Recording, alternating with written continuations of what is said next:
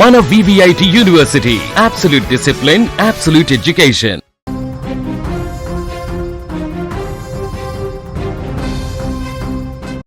ప్రకృతి కోపానికి సరిహద్దు గ్రామాలు అతలాకుతలమయ్యాయి.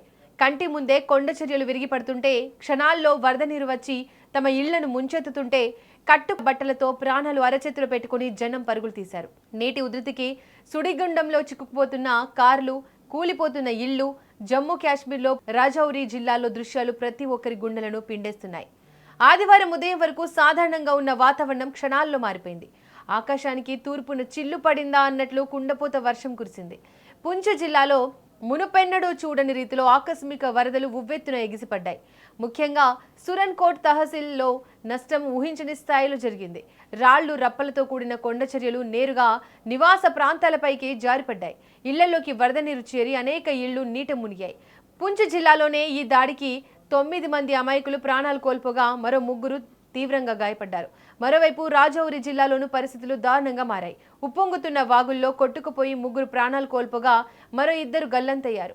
వరద నీరు రోడ్లను సైతం ఊడ్చేయడంతో నిమిషాల వ్యవధిలోనే కార్లు, జీపులు కాగిత పడవల్లాగా కొట్టుకుపోయాయి. ఈ ఘోర విపత్తు ధాటికి 2 జిల్లాల్లో 130కి పైగా ఇళ్లు, 18 పాఠశాలలు పూర్తిగా ధ్వంసమయ్యాయి. కరెంటు పోయింది. మొబైల్ కనెక్టివిటీ పూర్తిగా నిలిచిపోయింది.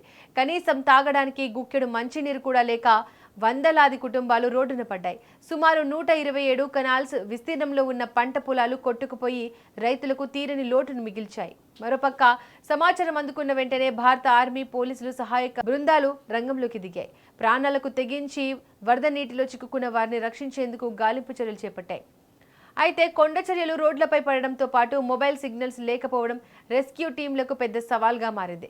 వరద ప్రవాహంలో గల్లంతైన వారి ఆచూకీ కోసం స్థానిక జవాన్లు బురదలో, నదీ ప్రవాహాల్లో అంగుళమంగుళం గాలిస్తున్నారు. ఈ దారుణ ఉదంతం తెలియగానే కాశ్మీర్ ముఖ్యమంత్రి ఒమర్ అబ్దుల్లా తీవ్ర దిగ్భ్రాంతికి గురయ్యారు. ఢిల్లీలో తలపెట్టిన తన నిరసన కార్యక్రమాన్ని తక్షణమే రద్దు చేసుకుని హుటాహుటిన జమ్మూకు చేరుకున్నారు.